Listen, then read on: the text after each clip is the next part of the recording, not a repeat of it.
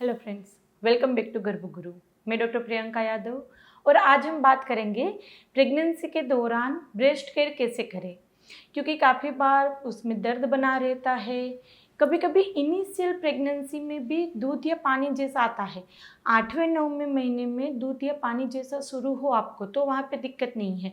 Initial pregnancy में उसमें से डिस्चार्ज आना, पानी या दूध जैसा आना, ये ठीक नहीं है।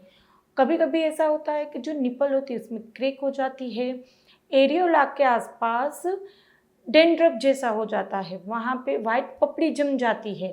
तो ये सब चीज़ें प्रेगनेंसी के दौरान लेडी को भी परेशान करेगी। और यदि 8वें 9वें महीने में ये सब दिक्कत है और आप उसको ठीक नहीं करेंगे तो काफ़ी बार आपने देखा होगा कि डिलीवरी के बाद बच्चे को डायरिया हो जाता है, बहुत ज़्यादा उनको डायरिया होता है तो कभी कभी उसको एडमिट तक करना पड़ता है। तो उसका कहीं ना कहीं एक रीज़न ये है कि लेडी का ब्रेस्ट केयर पहले से प्रॉपर नहीं हुआ था।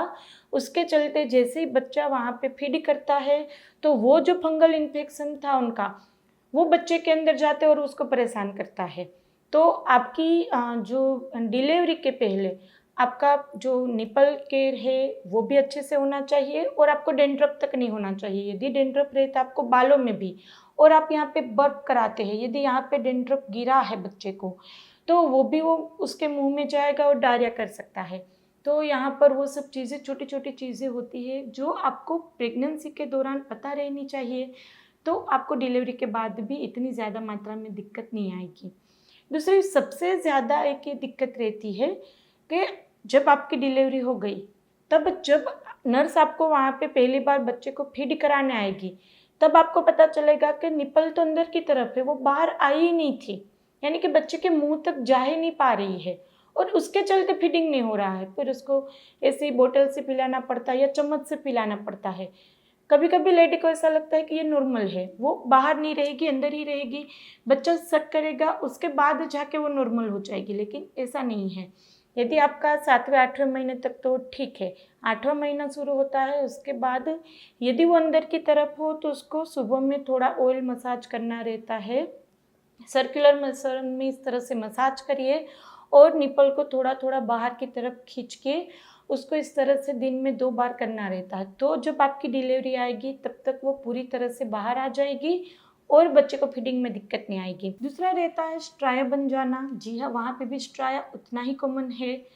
तो उसके लिए हमने जैसे बताया, आपको प्रेगनेंसी जब से कंसीव हुई है तब से लेकर डिलीवरी तक जब आप अपने एब्डोमेन पे यानी कि पेट पे मसाज करते हैं ऑयल से, वही ऑयल से आपको ब्रेस्ट में भी मसाज करना है और थाई पे भी लगाना है। ये 3 जगह पर आपको स्ट्राया डेवलप होने के, स्ट्राया यानी कि वहाँ पे क्रैक हो जाती है, लाइंस बन जाती है, तो वो निशान बन जाते हैं, उसको स्ट्राया बोलते हैं। तो उसके लिए आपको ऑयल मसाज करना ज़रूरी है। तो अब तक बात की कि क्या क्या दिक्कत आ सकती है, अब बात करते हैं उससे कैसे बचे, यानी कि दिक्कत ही ना आए, और यदि आ रहे तो उसको ठीक कैसे करें। तो सबसे पहला है पेन। दर्द एक होने का रीज़न नॉर्मल भी है कि जैसे जैसे प्रेगनेंसी आगे बढ़ेगी उसका ग्रोथ होगा तो थोड़ा सा दर्द हो सकता है, लेकिन यदि ज़्यादा मात्रा में दर्द रह रहा है तो अपने डॉक्टर के पास जब मंथली विजिट में जाओ तब एक वहाँ पर दिखा देना। ब्रेसियर आपको थोड़ी लूज़ पहननी है। कभी कभी सेगिंग के डर से लेडी इतनी ज़्यादा टाइट पहनती है ब्रेसियर कि उसके चलते उनको दर्द बना रहता है, तो उल्टा होता है क्योंकि ऑलरेडी आपका ग्रोथ थोड़ा ज़्यादा और जल्दी ही होगा। आपको एक वहाँ पे फिंगर अंदर जाए, आपका पूरा क्लोज हो जाए, उसके बाद एक फिंगर अंदर जाए, उस तरह से आपको उतनी लूज़, या फिर आपका जो नंबर है उससे एक बड़ी साइज़ का नंबर आपको लेना है। तो लूज़ पहननी है आपको ब्रेसियर, और वो भी टाइम टू टाइम बदलनी है। विदिन 1 to 2 मंथ आपको बदलनी पड़ सकती है, और हो पाए तो उसको रात के टाइम निकाल के सोइए ताकि आपका कंफर्ट लेवल और अच्छा हो। दूसरा रहता है कभी कभी वहाँ पे जैसे 7वें 8वें महीने के बाद ये ज़्यादा दिक्कत होगी कि जो डक्ट होती है, दूध की जो नसें रहती है वो यहाँ पे नई नई डेवलप होती है, तो उसके चलते यदि कभी कभी बहुत ज़्यादा टाइट आप ब्रेसियर पहनेंगे तो वहाँ पे क्लोज हो जाती है, बंद हो जाती है। ये डिलीवरी के बाद होगा ऐसा नहीं, पहले भी हो सकता है, वहाँ पे रेडनेस आ जाती है, दर्द होने लगता है।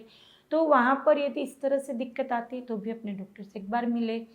तीसरा मैंने जैसे बताया, यदि 8वें 9वें महीने पे आपको वहाँ पे या फिर पूरे 9 महीने में यदि आपको वहाँ पे वाइट पपड़ी जम रही है या फिर नॉर्मल स्किन नहीं रह रही है, रेडनेस आ जा रही है या वहाँ पे चकामे बन रहे हैं या निपल में क्रैक आ रहा है, तो तुरंत ही एंटी फंगल मेडिसिन लेना ज़रूरी है। उसकी प्रॉपर निप केयर करके ऑइंटमेंट आती है वो आप लगा सकते हैं। तो उसको सहन मत करो और वो बढ़ती ही जाएगी दिक्कत। तो उसको जैसे ही शुरू हो, कुछ भी नॉर्मल नहीं है, जैसे ही शुरू हो वहाँ पे उसके ट्रीटमेंट करना ज़रूरी है। तो यहाँ पर हमने जैसे बताया प्रेगनेंसी के दौरान अपने ब्रेस्ट के लिए किस तरह से केयर करें, यानी कि आप सपोर्टिव और लूज़ थोड़ी ब्रेसियर पहने, हार्डनेस लगे, आपको दर्द फील हो तो तुरंत ही अपने डॉक्टर से कंसल्ट करें।